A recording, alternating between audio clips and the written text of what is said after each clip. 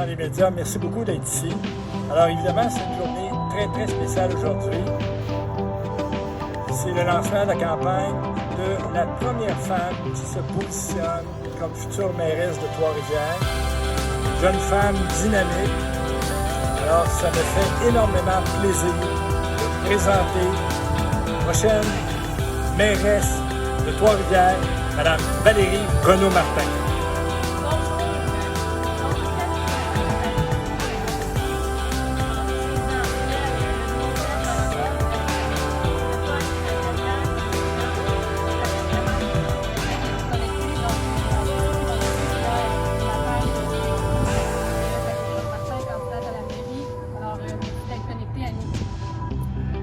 J'aimerais d'abord vous remercier pour votre présence. De m'assurer que les citoyens de chaque district soient consultés officiellement au moins une fois par année, en mettant en place une formule de rencontre citoyenne qui tiendra dans chaque district. Depuis 4 ans, on se bat pour avoir un trottoir et un lien cyclable pour permettre aux étudiants de se déplacer de façon active et sécuritaire dans leur milieu, donc de pouvoir relier le milieu à l'école qui se trouve à cet endroit-là. C'est de viser, de favoriser le plein air de proximité à Trois-Rivières et la pratique libre de loisirs.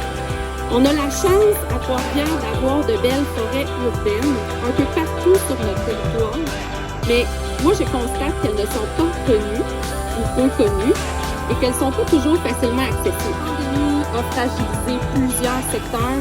On n'a qu'à penser à notre industrie touristique, à l'événementiel aussi, qui prenait déjà beaucoup de place à Trois-Rivières et qui l'a pas eu facile. On pense à le Cirque du Soleil qui attirait des milliers de gens à Trois-Rivières puis qui a vu ses représentations être annulées. Le secteur de la culture aussi a été beaucoup touché. Nos restaurants, bref, des entreprises de tous les secteurs de la ville ont dû se retrousser les manches pour arriver à survivre. Mais il y a plus aussi.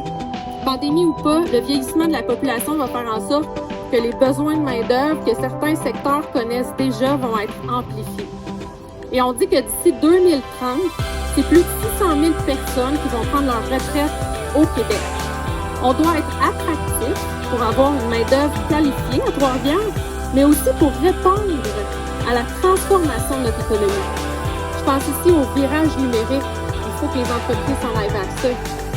Je pense à l'automatisation, la robotisation aussi. Il faudra être proactif et travailler en concertation avec tous les acteurs du milieu économique, et ce, dans tous les districts.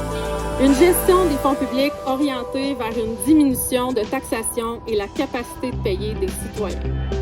Donc, quand on est une administration publique, on gère l'argent des gens. On se rappelle que la proposition qui a été déposée au Conseil, c'est d'augmenter le coût des camps de jour de 40 %, auquel s'ajoutait l'augmentation de 17 % du service de garde. Et ça, on n'en a pas parlé parce que le service de garde n'est pas accessible cette année vu la pandémie. Mais ça faisait une augmentation totale de 57 % pour nos familles. Alors que quelques semaines plus tard, la Ville a annoncé des surplus de 12 millions de dollars. Déjà, l'augmentation faisait aucun sens pour moi et c'est pour ça que j'ai voté contre à l'époque.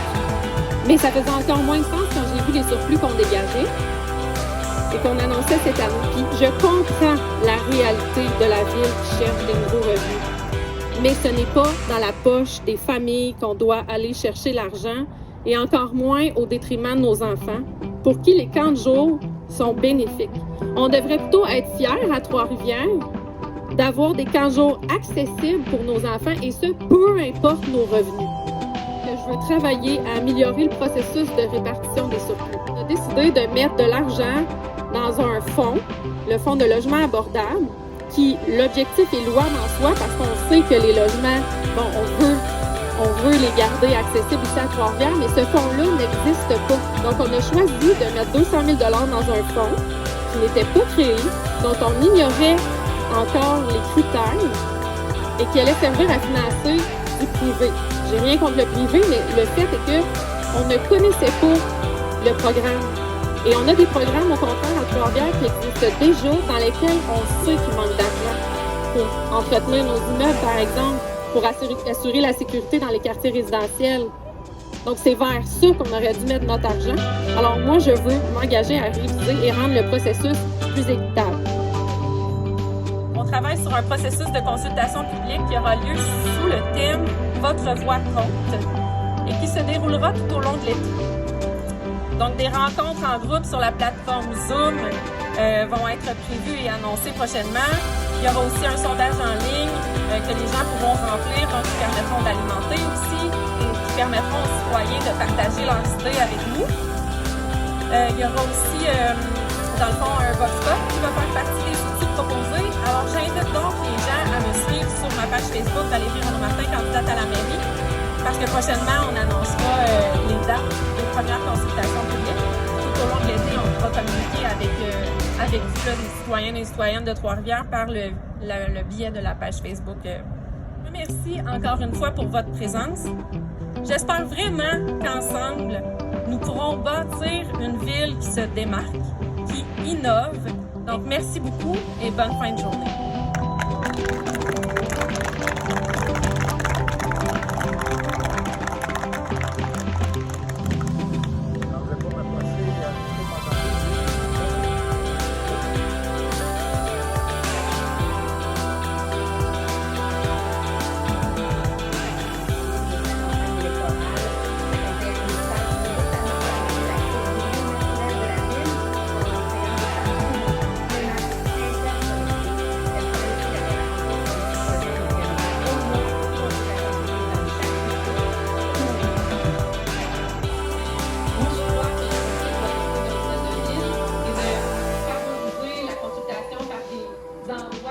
De se déplacer dans les districts et de se rendre dans un lieu que les citoyens connaissent. Premièrement, ça simplifie leur déplacement, puis ça favorise aussi une convivialité au niveau des discussions, donc ça fait des discussions beaucoup plus ouvertes, plus Notre mission du taux de taxation, respecter la capacité de payer des citoyens, devenir une force économique du Québec et développer des milieux de vie de qualité et aller sur le terrain pour intéresser les Québécois à la politique municipale. Valérie Renaud-Martin déclare qu'aux dernières élections municipales en 2017, le taux de participation a été sous la barre de 50%.